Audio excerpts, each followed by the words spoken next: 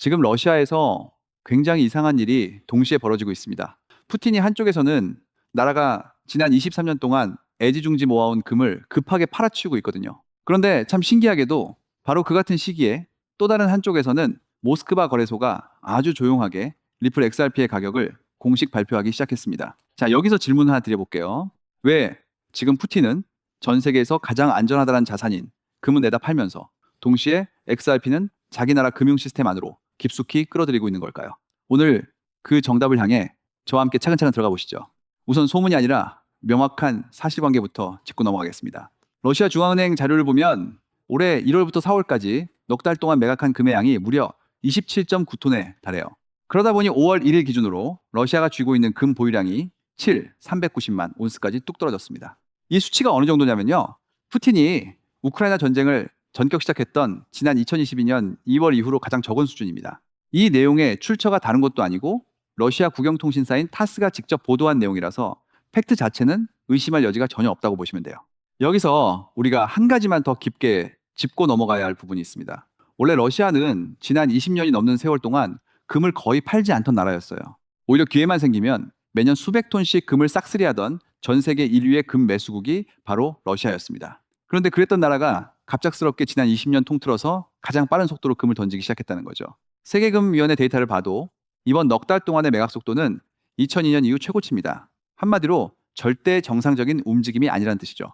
그렇다면 푸틴은 대체 왜 이런 무리수를 두는 걸까요? 사실 표면적인 이유는 아주 명확합니다. 전쟁 비용은 계속 들어가는데 돈이 모자란 거죠. 러시아 금융분석가인 나탈리아 밀차코바의 설명을 들어보면요. 3월 말 기준으로 러시아의 재정 적자가 4조 6천억 루블에 달합니다. 우리 돈으로 환산하면 무려 80조 원에 육박하는 거대한 돈이에요.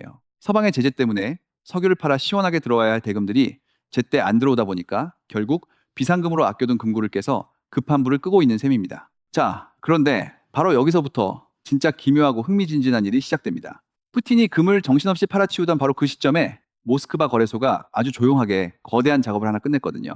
날짜를 보면 2026년 5월 13일인데 모스크바 거래소가 모익스 XRP라는 공식 가격 지수를 전격 출시했습니다.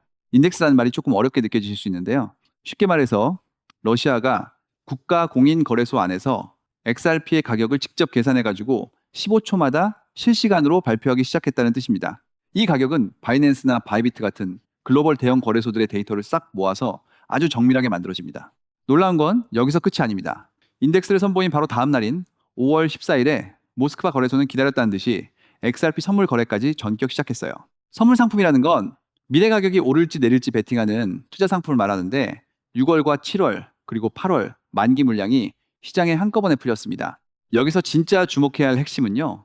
호가는 미국 달러로 매겨지는데 정사는 러시아 루블화로 한다는 점이에요.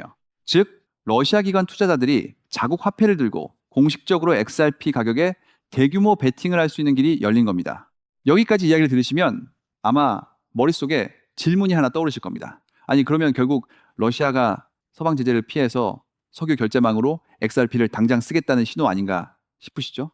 네, 실제로 시중에 떠도는 자극적인 기사 제목들도 대부분 그렇게 떠들고 있습니다. 하지만 현재까지 공개된 공식 자료들을 냉정하게 살펴보면 실제 석유 대금을 XRP로 주고받는 결제망 가동은 아직 확인된 사실이 아니에요. 러시아 정부나 푸틴이 석유를 리플로 받겠다고 선언한 적은 없기 때문에 지금 단계는 결제 직전의 준비 단계라고 보시는 게 정확합니다. 선물 출시가 그리 대수냐고 생각하실 수도 있겠지만 바로 이 부분이 오늘 영상에서 제가 여러분께 꼭 전해드리고 싶은 핵심 중에 핵심입니다. 잘 생각해보면 단순한 결제 채택은 정치적인 결정이라서 푸틴 말 한마디에 시작했다가도 언제든 멈출 수 있어요.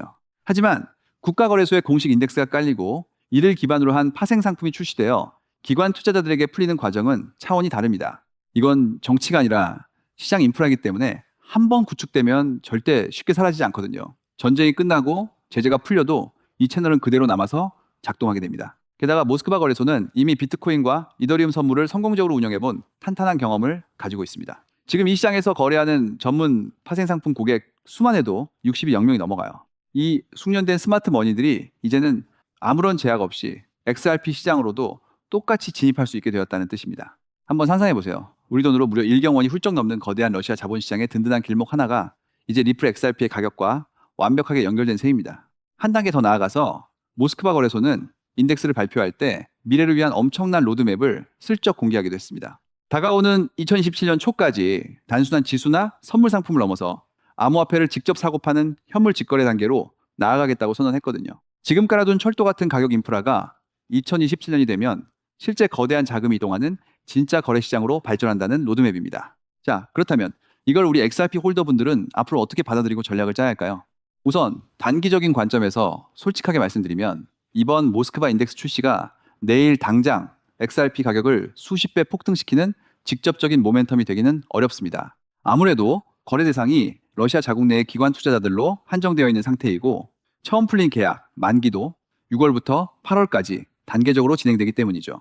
새로운 매수 자금이 한날 한시에 봇물 터지듯 한꺼번에 쏟아져 들어오는 구조는 아니라는 점을 우리는 냉정하게 인지해야 합니다. 하지만 중장기 관점으로 시야를 조금만 넓혀보면 그림이 완전히 달라집니다. 지금까지 XRP 기관 수요는 미국 CME 선물이나 앞으로 다가올 ETF 시장, 그리고 일본과 유럽의 일부 은행들이 주도해 왔잖아요. 그런데 이번 모스크바 거래소의 사례를 시작으로 미국 달러 시스템 밖에 있는 거대 국가들이 자국 시스템 안에 XRP 가격 인프라를 직접 박아넣는 흐름이 새롭게 추가된 겁니다. XRP가 흡수할 수 있는 글로벌 자금의 통로가 한 갈래 더 확실하게 늘어났다는 건 거스를 수 없는 팩트입니다. 그렇기 때문에 당장 뉴스 하나에 흥분해서 무리하게 추격 매수하는 것은 권해드리지 않고요. 오히려 차분하게 분할 매수 관점으로 수량을 모아가시는 게 훨씬 현명한 전략입니다. 앞으로 우리가 확인해야 할 트리거는 딱 두 가지예요. 첫 번째는 다가오는 6월 첫 선물 계약의 실제 거래량이 비트코인 초기 데이터와 비교해 얼마나 강하게 터져주는가 하는 점이고요. 두 번째는 브릭스를 비롯한 다른 비달러 진영 국가들이 이와 유사한 인덱스를 따라 만드는지 여부입니다. 이 두 가지만 잘 체크하셔도 시장의 주도권을 잡으실 수 있습니다. 결론적으로 푸틴은 당장의 전쟁 적자를 메우기 위해 금을 팔고 있지만 국가 금융의 미래를 위해서는 XRP라는 강력한 디지털 인프라를 선택했습니다. 단기적인 가격 흔들림에 흔들릴 이유가 전혀 없는 이유가 바로 여기에 있죠. 국가 시스템이 선택한 자산의 가치는 시간이 흐를수록 더욱 단단해질 수밖에 없습니다. 시청자 여러분들도 이번 기회를 통해 리플의 대체 불가능한 내재 가치를 믿고 차근차근 영리한 투자를 이어가신다면 머지않은 미래에 정말 만족할 만한 큰 결실을 맺으실 수 있을 거라고 확신합니다.